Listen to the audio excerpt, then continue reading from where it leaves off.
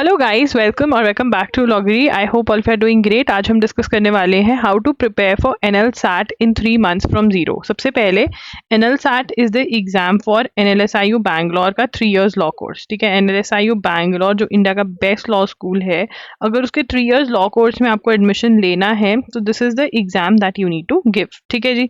अब यहाँ पर कि मैम 3 मंथ्स में कुछ हो भी सकता है, 3 मंथ्स तो बहुत कम होते हैं। देखो यार, जब आपके पास ज़्यादा टाइम होता है 6 मंथ्स, 8 मंथ्स, 10 मंथ्स, 12, 24 मंथ्स, ठीक है, तो आप कहते हो अरे अभी तो बहुत टाइम है, कर लेंगे, कोई बात नहीं, ठीक है ना। बट आप ग्रेजुएट होगे या होने वाले होगे तो आपने देखा होगा जब कम टाइम होता है ना, तब बेस्ट प्रिपरेशन होती है। बेस्ट प्रिपरेशन होती है क्योंकि आपको पता है कि आज ही करना है, अगर कल तक गए तो शेड्यूल बिगड़ जाएगा। तो येस, 3 मंथ्स यहाँ पर आप सिलेबस देखोगे, शेड्यूल में बहुत कम सिलेबस है, टॉपिक्स जो है वो मिनिमम है। शॉर्टकट्स मैं आपको देने वाली हूँ जो एक्चुअली शॉर्टकट्स नहीं है, बट जो क्लासेस आप लगाओगे उससे आप बहुत जल्दी प्रिपरेशन कर पाओगे, राइट। तो yes, you can prepare for this exam in 3 months अगर आपके पास एक करेक्ट स्ट्रैटेजी है। And what is correct strategy?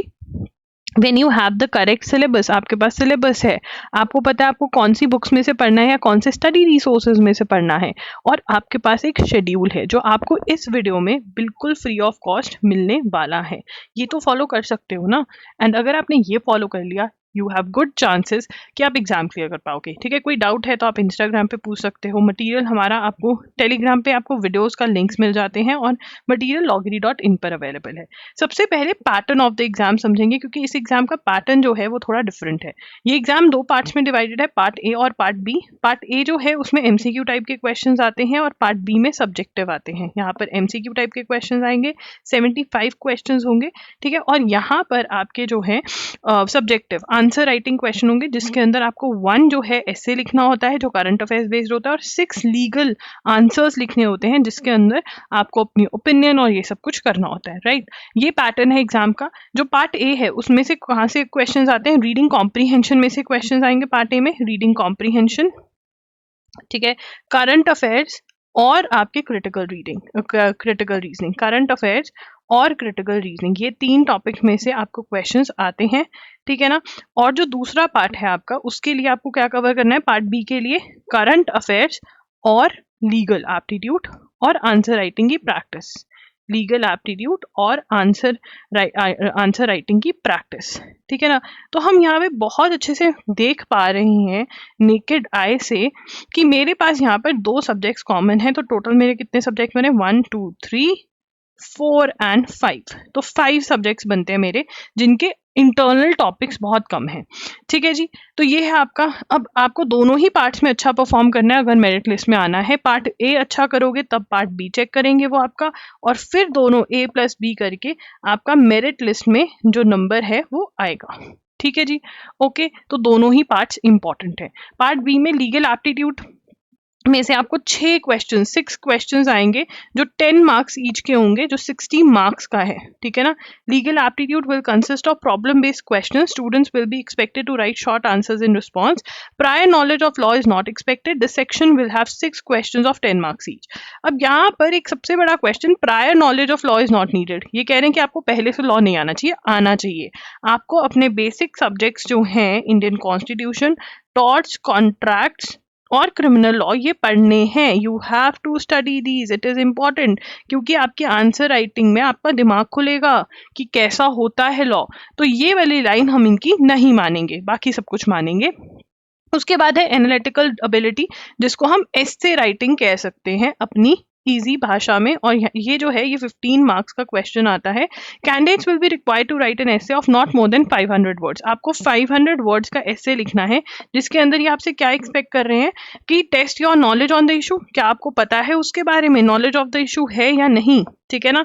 उसके बाद वो कह रहे हैं क्या आप आर्ग्यूमेंट्स क्रिएट कर सकते हो। ठीक है ना। और जो आर्ग्यूमेंट्स हो उनके ऊपर ओपिनियन दे सकते हो। ठीक है ना। और फिर उसके बाद क्या वो वेल स्ट्रक्चर्ड है, मतलब फॉर्मेट पे भी ध्यान आपको देना है। तो ये सब 3 चीजें जो हैं ये देख रहे हैं, वेरी इजी। ठीक है, ये नोट्स बना लो अपने ताकि आपको लिखते वक्त याद रहे। आपके दिमाग में क्या रहना चाहिए? ये जो लिखा हुआ है ये आपके दिमाग में रहना चाहिए। 500 words, number 1।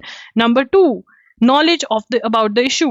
Number 3, written arguments, opinions and well structured. अगर आपने ये 5 चीजें अपने दिमाग में रखिए आंसर लिखते हुए, तो you will come up with a good answer. ठीक है ना। लीगल के अंदर लीगल आंसर राइटिंग, अब यार आंसर राइटिंग बहुत बच्चों से नहीं होती है, या उनको ऐसा होता है कि कोई चेक कर ले, तो इसीलिए मैं एनएल सैट का आंसर राइटिंग कोर्स लेकर आई हूँ, जिसके अंदर मैंने वीडियोस करी हुई है कि कैसे क्या करना है। तो आपको वीडियोस मिल जाती है, फॉर्मेट क्या है, सब कुछ। आपके लिए प्रैक्टिस टेस्ट लेकर आई हूँ, जो कि प्रैक्टिस टेस्ट में खुद चेक करती हूँ, और आपको एक रिव्यू मिलता है जिसमें रिकॉर्डेड वॉइस मैसेज भी होता है, जिसमें वर्ड टू वर्ड चेकिंग करी होती है बिल्कुल। अगर आप इसको बाय करना चाहते हैं तो कर सकते हैं, इसका जो लिंक है आपको डिस्क्रिप्शन बॉक्स में मिल जाएगा। ठीक है ना। बहुत ही जल्द एनएल सैट के मॉक्स भी लॉगरी के प्लेटफॉर्म पे आ जाएंगे, बट ये जो है ये अलग ही है कुछ, तो इसको अभी बाय कर लो और फिर मॉक टेस्ट भी बाय कर लेना।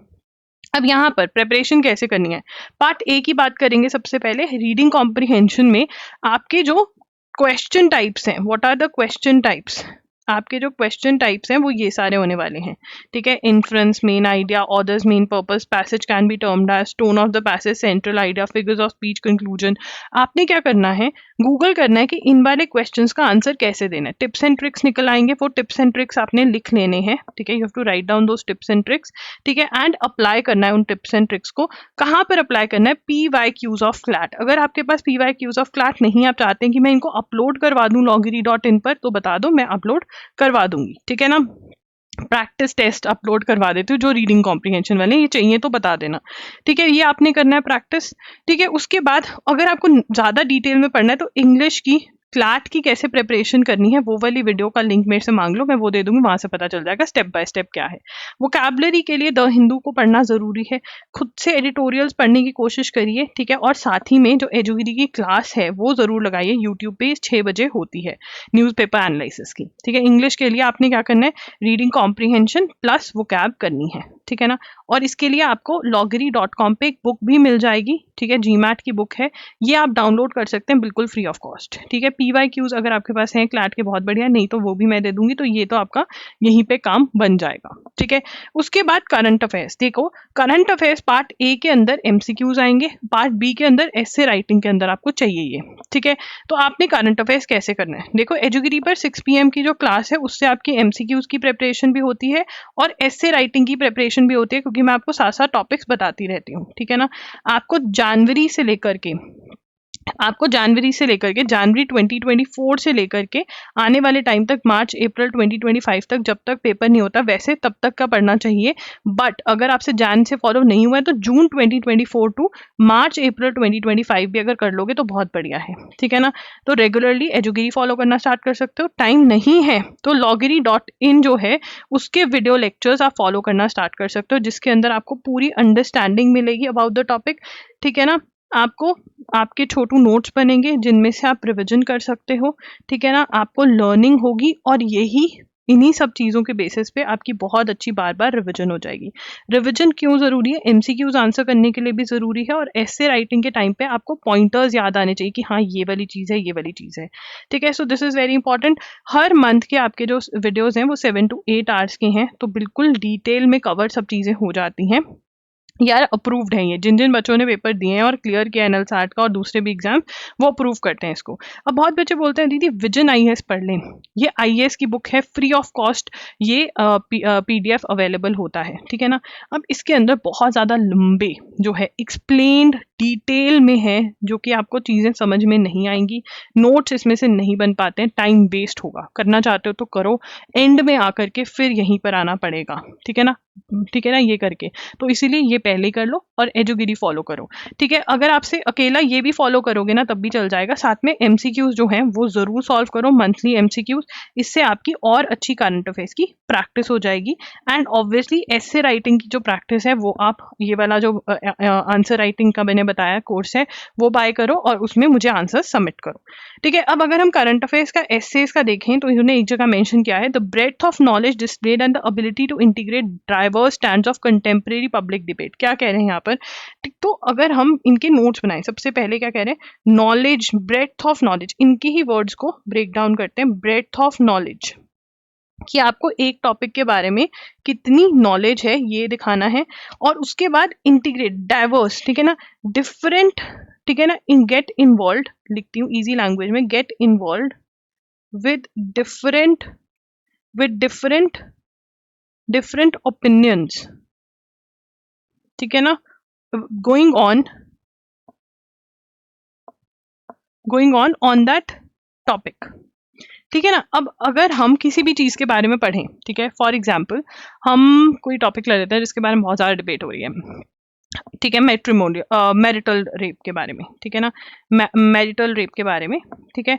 अब मैरिटल रेप के बारे में कोई कह रहा है कि भैया मैरिटल रेप जो है it should be an offence, ठीक है ना, कोई कह रहा है नॉट एन ऑफेंस। सबसे बड़ी एग्जांपल तो दिल्ली हाई कोर्ट की जजमेंट है इसके बारे में। तो मुझे दोनों के साथ इन्वॉल्व होना है, ठीक है ना। आप कह रहे, ये क्वेश्चन होता है ना कि मैं किसकी साइड लूं, ये तो कह रहे हैं भाई दोनों के साथ इन्वॉल्व हो। The breadth of knowledge displayed and the ability to integrate diverse stands of contemporary public opinion. Present के अंदर जो पब्लिक ओपिनियन चल रही है, जो डिफरेंट डिफरेंट लोगों की ओपिनियन है, आप वो ओपिनियन भी शेयर करिए और फिर अपना बता सकते हैं कि मेरी ये ओपिनियन है और सब। The willingness to engage with different points of view and display independent judgment. मतलब ये कह रहे हैं कि अगर लेफ्ट एंड राइट सेंटर अलग अलग ओपिनियंस है, आप उनके साथ इंगेज हो और अपनी ओपिनियन दो, ठीक है ना। Engage with different point of view and give different opinion, ठीक है ना। The ability to create well supported arguments leading to clear conclusions, the demonstration of creative response to difficult unresolved problems. तो यहाँ पे ये 4 जो लाइंस हैं, इसके अंदर इन्होंने बहुत क्लियरली मेंशन कर दिया कि एक एसे जो है, एक बढ़िया एसे में ये क्या चाहते हैं एनएल सैट वाले। उसके बाद आता है लीगल एप्टीट्यूड। लीगल एप्टीट्यूड के अंदर आपको each question is design to allow candidates to take alternative positions rather than trying to get a right answer. Candidates must identify key facts and norms and persuasively argue for their conclusion, ठीक है। अब इसको भी मैं break down करना चाहूंगी। हर question में जो कैंडिडेट है वो ऑल्टरनेटिव पोजीशंस ले सकता है, ठीक है ना। क्या कह रहे हैं, टेक एनी पोजीशन, ठीक है ना, नो राइट आंसर। क्या कह रहे हैं कि कुछ करेक्ट आंसर है ही नहीं है भैया, ठीक है ना। आपने क्या करना है, identify facts and rules. Norms क्या होते हैं, रूल्स या फिर जो लॉ दिया हुआ है, ठीक है ना। वो क्या कह रहे हैं, जो फैक्ट्स मतलब जो कहानी है, फैक्ट्स क्या है, स्टोरी दी हुई है जो, ठीक है ना। जो लॉ दिया हुआ है उसको आप आइडेंटिफाई करो और फिर जिसकी भी साइड आपको लेनी है, ठीक है ना, जो भी आपको कंक्लूजन देना है, जो भी आपको साइड लेनी है, उसके लिए आप पर्सुएसिवली आर्ग्यू करो, ठीक है ना। उसके लिए आप आर्ग्यू करो, ठीक है ना। तो ये कह रहे हैं बहुत clearly. So legal answer writing में they are asking for this. तो अगर आप ये चीजें ध्यान में रखते हुए आंसर लिखोगे, बहुत बढ़िया आंसर आएगा। उसके बाद क्रिटिकल रीजनिंग है आपका, ये पार्ट ए का, ठीक है ना, पार्ट ए का सब्जेक्ट है। इसके अंदर आर्ग्यूमेंट्स, अजम्पशंस, इन्फ्रेंस, कंक्लूजन पढ़ना है आपको। ये आपको जो है अगेन एलसैट की बुक मैंने प्रोवाइड करी हुई है loggery.com पे, वो आप डाउनलोड कर लो और वहां से आप पढ़ना स्टार्ट कर सकते हो, ठीक है। और कोई बुक की जरूरत नहीं है। डेली वर्क में प्लीज अपने जो करंट अफेयर्स हैं, चाहे बैकलॉग पे काम स्टार्ट कर दो या फिर एजुगिरी को फॉलो करना स्टार्ट कर दो। एंड प्लीज एडिटोरियल्स खुद से पढ़ने की कोशिश करेंगे। अगर आप मेरे साथ द हिंदू लगा भी रहे हैं खुद से मेरे साथ, तो एडिटोरियल्स एटलीस्ट 2 एडिटोरियल्स डेली आपने खुद से पढ़ने। अगर एडिटोरियल्स नहीं पढ़ने आ रहे हैं तो आप मुझे कॉमेंट्स में बता सकते हैं, मैं आपके साथ पढ़ दूंगी एक, ठीक है। वीकेंड वर्क में आपको एक ऐसे राइटिंग करना है, ठीक है ना, और आंसर राइटिंग लीगल की करनी है। ये प्रैक्टिस आपकी होनी चाहिए। इसके लिए आप हमारे प्रैक्टिस टेस्ट भी खरीद सकते हैं जो आंसर राइटिंग वाले कोर्स में ही अवेलेबल है। तो अब यहाँ पर टाइम टेबल क्या बनेगा, देखो मैंने कहा था ना इसका सिलेबस बहुत कम है।